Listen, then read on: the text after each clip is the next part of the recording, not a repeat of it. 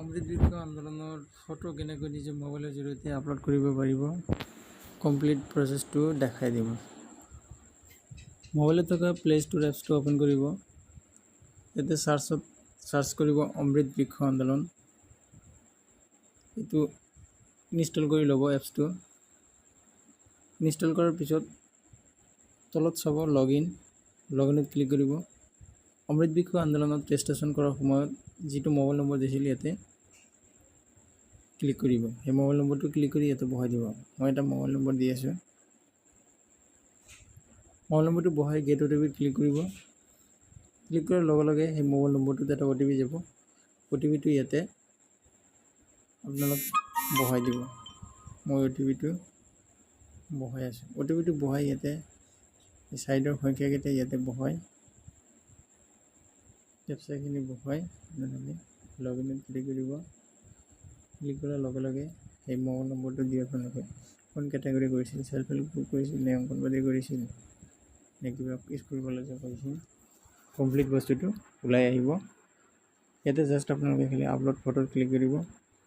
Upload ফটোত click কৰি আপোনালোকে ইয়াৰ পৰা গছপুলিৰ ফটোখন চিলেক্ট কৰি ল'ব। মই এখন গছপুলি ফটো চিলেক্ট কৰি লৈছোঁ। আপোনালোকে যদি ফটো মাৰি ডাইৰেক্ট আপলোড কৰি দিব বিচাৰে তেনেহ'লে অ'পেন কেমেৰাত ক্লিক কৰি কেমেৰা মাৰি ফটোটো আপলোড কৰি দিব পাৰে।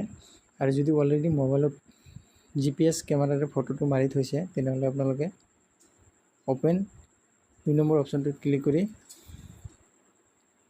আপোনালোকে সেই ফটোখন ইয়াৰ পৰা চিলেক্ট কৰি সেই ফটোখন এনেদৰে ক্ৰপ মাৰি আপোনালোকে অলপ সময় ৱেইট কৰিব। এনেদৰে চাব। চোৱাৰ পিছত আপোনালোকে ইয়াতে তলত চাব আপলোড ফটো, এনে আপলোডত ক্লিক কৰি দিব। আপলোডত ক্লিক কৰাৰ পিছত আপোনালোকৰ যিখন এই গছপুলি ৰেজিষ্ট্ৰেশ্যনৰ এটা নম্বৰ ওলাব। সেই নম্বৰটো আপোনালোকে ভালদৰে স্ক্ৰীনশ্বট মাৰি ৰাখিব নাইবা লিখি ৰাখিব।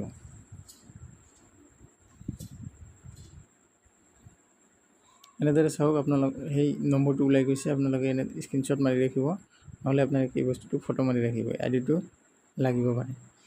নেক্সটত আপোনালোকে গো টু ডাছবৰ্ডত ক্লিক কৰিব। ক্লিক কৰাৰ পিছত আৰু এখন ফটো কেনেকৈ আপলোড কৰিব, জাষ্ট আপলোডত ক্লিক কৰিব। ক্লিক কৰাৰ পিছত ছেম এনেকৈ কোনটো গছ আপোনালোকে দ্বিতীয় কোনটো গছ আপলোড কৰিব বিচাৰিছে ইয়াৰ পৰা সেই গছটো চিলেক্ট কৰি ল'ব। চিলেক্ট কৰাৰ পিছত আপোনালোকে যদি মোবাইলত আছে ছেম এনেদৰে ক্লিক কৰি সেই ফটোখন বাছনি কৰি আপোনালোকে যদি অলপ ফটোখন ইফাল সিফাল কৰিব খোজে তেনেহ'লে এনেকৈ ধৰি কৰিব পাৰে। ইফালে টানি ডাঙৰ হ'ব। সেইকাৰণে আপোনালোকে এই ছাইডত ওপৰত ক্লিক কৰিব। ক্লিক কৰি অলপ সময় ৱেইট কৰাৰ পিছত এনেদৰে দেখা পাব আপলোড বুলি। এনেদৰে আপলোডত ক্লিক কৰি মাৰি দিব। মাৰি দিয়াৰ পিছত ছেম আগৰ দৰে এনেকৈ ৰেজিষ্ট্ৰেশ্যন নম্বৰ এটা ওলাই আহিব। ৰেজিষ্ট্ৰেশ্যন নম্বৰটো ওলাই আহিব। সেই নম্বৰটো আপোনালোকে ফটো মাৰি ভালকৈ ৰাখি থৈ দিব। এনেদৰে আপোনালোকে 5খন ফটোই আপলোড কৰি ল'ব পাৰিব। এনেদৰে চাওক আপোনালোকৰ ৰেজিষ্ট্ৰেশ্যন নম্বৰটো ওলাই গৈছে। ইয়াতে গো টু ডাছবৰ্ডত ক্লিক কৰিব। আপোনালোকৰ যদি ফটোখন কেইটা ফটো আপলোড হৈছে আপোনালোকে এই প্লান লিষ্টত ক্লিক কৰিব। কেইখন ফটো আপোনালোকৰ আপলোড হ'ল এনেদৰে আপোনালোকে ইয়াতে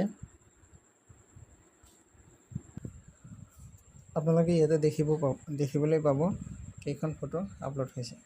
যদি কিবা ফটোখন আপোনালোকে ইয়াৰ পৰা কাটিব বিচাৰে তেনেহ'লে ইয়াৰ পৰা আপোনালোকে ডিলিটত ক্লিক কৰিব। য়েছত ক্লিক কৰিব।